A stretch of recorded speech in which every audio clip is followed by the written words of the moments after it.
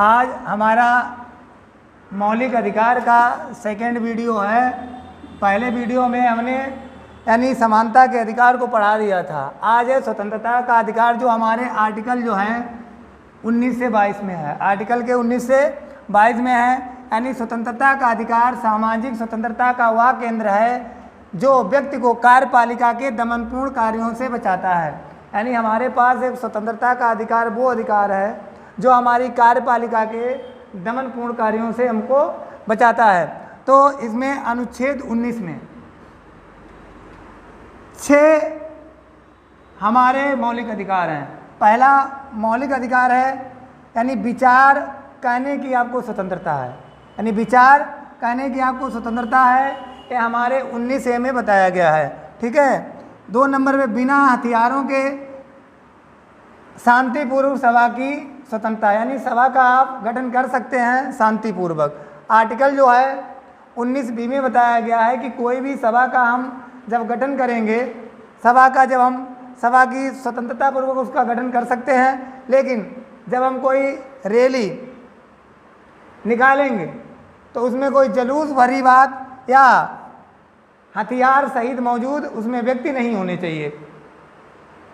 संगठन और संघ बनाने की भी स्वतंत्रता है। हम अपना संगठन और संघ बना सकते हैं। संगठन और संघ बनाने की भी हमको स्वतंत्रता है आर्टिकल 19C में। लेकिन संगठन ऐसा नहीं होना चाहिए, संघ ऐसा नहीं होना चाहिए जिससे हमारे भारत देश पे यानी भारत देश को अखंडता की ओर यानी खंड कर दे, यानी बंटवारा कर दे। ऐसा हमारा संघ या संगठन नहीं होना चाहिए।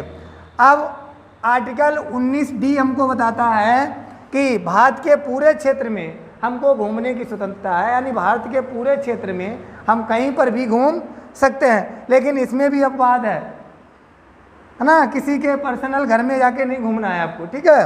यानी रहने और बसने की भी आपको स्वतंत्रता है, यानी भारत के किसी भी क्षेत्र में रहने और बसने की हमको स्वतंत्रता दी गई है आर्टिकल 19E में। उसके बाद में पेशा, व्यापार, कारोबार, व्यापार करने की हमको स्वतंत्रता है, लेकिन ऐसा पेशा नहीं करना है जिससे हमारे भारत देश पे यानी हमारे भारत देश पर किसी तरीके से अभद्र टिप्पणी की जाए। यानी ऐसा पेशा नहीं करना है ना, जैसे जुआ खेलना तो हमारा पेशा है, बता देंगे जुआ खेलना, तो ऐसा काम नहीं करना है जिससे हमारे भारत देश को कलंकित किया जाए।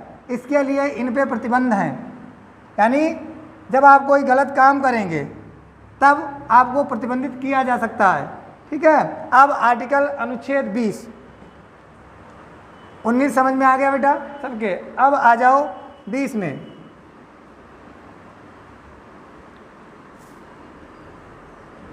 20 में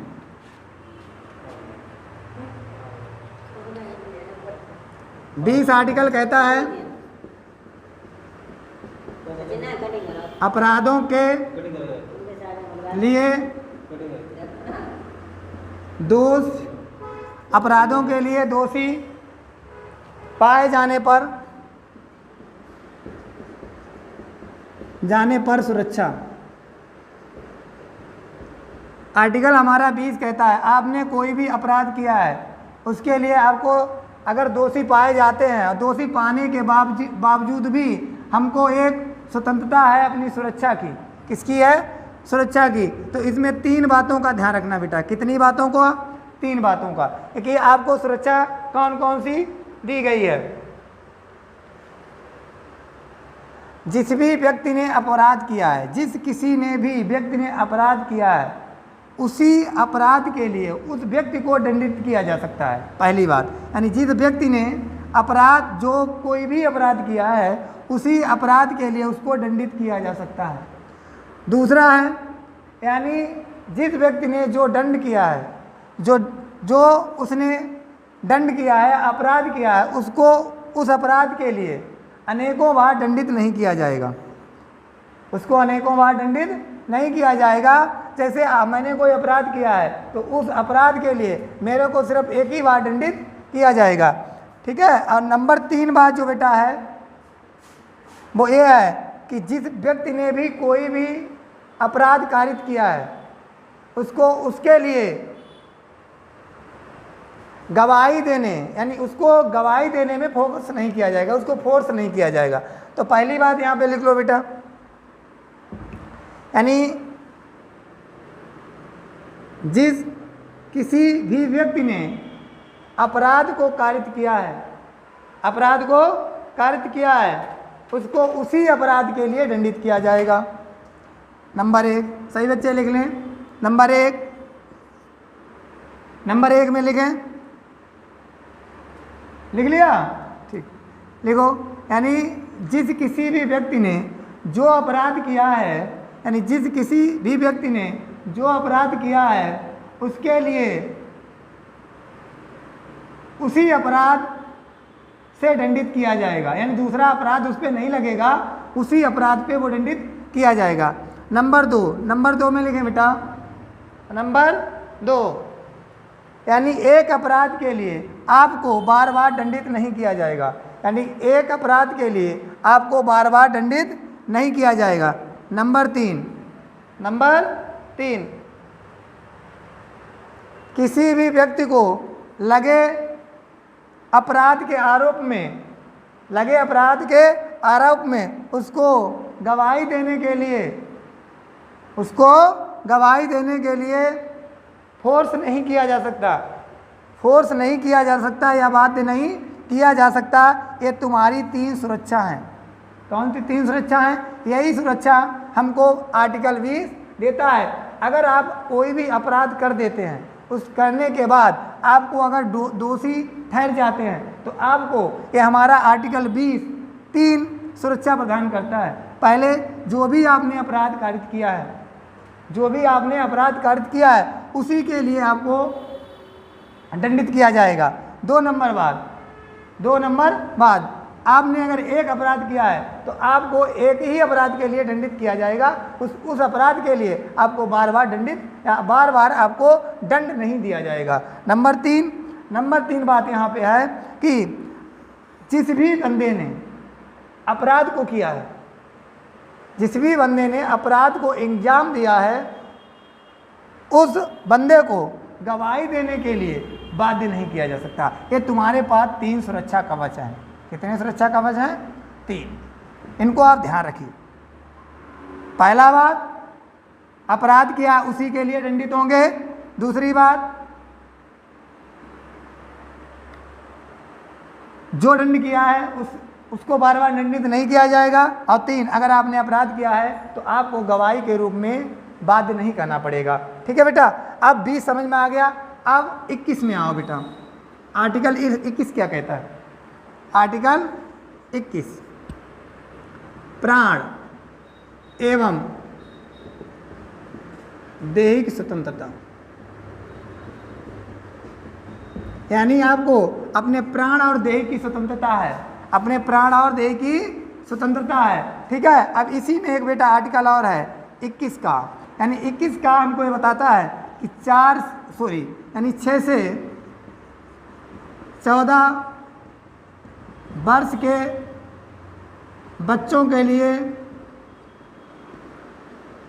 निःशुल्क शिक्षा का प्रावधान, यानी आर्टिकल 21 का हमको ये बताता है कि मौलिक अधिकार में कि जो 6 से और 14 साल के बच्चे होंगे उनको निःशुल्क शिक्षा प्रदान की जाएगी, यानी उनको निःशुल्क शिक्षा प्रदान की जाएगी। अब आर्टिकल 22 में आते हैं बेटा। आर्टिकल 22 भी समझ लो।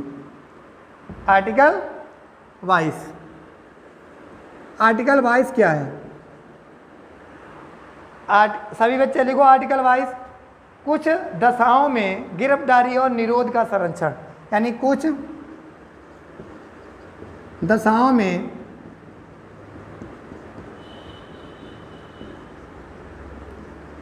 गिरफ्तारी और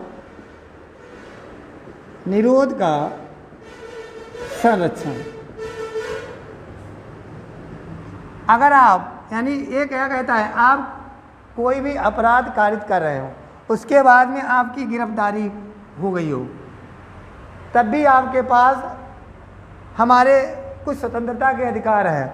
वो कौन से हैं? नंबर 1, नंबर 2, नंबर 3 आपको ध्यान रखना है, यानी नंबर 1, जब आपको गिरफ्तार किया जा रहा हो तो आप जो भी गिरफ्तार करने वाला है, आपका एक मौलिक अधिकार है, उससे पूछ सकते हैं कि हमको किस लिए गिरफ्तार किया जा रहा है, किस लिए गिरफ्तार किया जा रहा है। ये आपका मौलिक कर्तव्य है, मौलिक अधिकार है। आप उससे पूछ सकते हैं कि हमको किस रीजन बस गिरफ्तार किया जा रहा है। आर्टिकल 22 के तहत, आर्टिकल 22 हमको ये बताता है कि अगर किसी बंदे को अगर गिरफ्तार किया जा रहा है तो सबसे पहले जो गिरफ्तार करने वाला है उससे वो अपने गिरफ्तारी होने का रीज़न पूछ सकता है।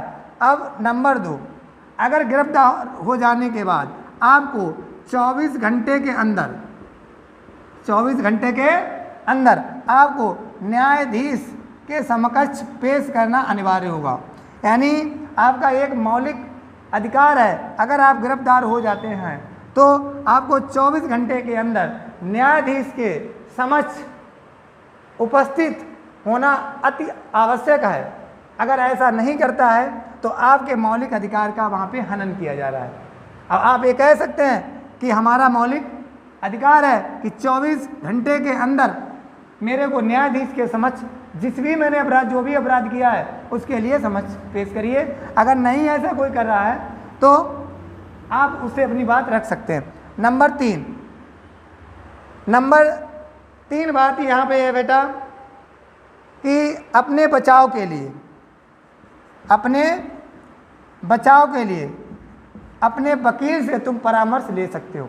ये तुम्हारा मौलिक अधिकार है, ये स्वतंत्र हो। इसलिए अगर तुम गिरफ्तार हो गए हो उसके बाद भी तुम अपने बचाव के लिए अपने वकील से मिल सकते हो, अपनी बातों को वहाँ पे रख सकते हो। ठीक है, तो बेटा मैं आशा ये करता हूँ सभी बच्चों से कि जितने भी हमारे YouTube पर बच्चे पढ़ रहे हैं उनको हमारे द्वारा बताए गए स्वतंत्रता के अधिकार में कहीं पर दिक्कत या परेशानी है तो आकर हमारे कमेंट बॉक्स में वो परेशानी लिख दें। हम उसका जहाँ तक भी सल्यूशन होगा निकालने का प्रयास करेंगे।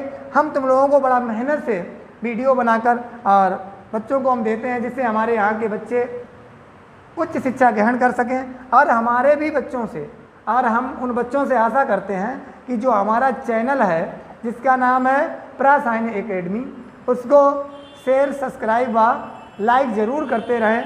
यही हम आप लोगों से आशा करते हैं। ठीक है, और जो भी हमारे स्वतंत्रता के अधिकार में कहीं पर भी दिक्कत आती है बच्चों को तो वो हमारे कमेंट बॉक्स में लिख दें, मैं उनका सल्यूशन देने का भरसक प्रयास करूंगा। अगले ये हमारा सेकेंड वीडियो था। अब सेकेंड वीडियो था मौलिक अधिकार का। इसके बाद में हमारा पहले भाग में हम पढ़ा चुके हैं समानता का अधिकार, जो हमारे आर्टिकल 14 से 18 चला है। और दूसरा हमने क्लास जो आज लिया है बेटा, ये हमारा जो है स्वतंत्रता का अधिकार है। स्वतंत्रता का अधिकार है ये जो 19 से 22 चला है, हमने 19 से 22 बढ़ा दिया है। और हम तीसरा जो लेंगे वो शोषण के विरुद्ध अधिकार लेंगे। क्या लेंगे बेटा? शोषण के विरुद्ध अधिकार। ये हमारा अगली क्लास यानी मौलिक अधिकार की जो तीसरी क्लास होगी उसमें हम बताएंगे।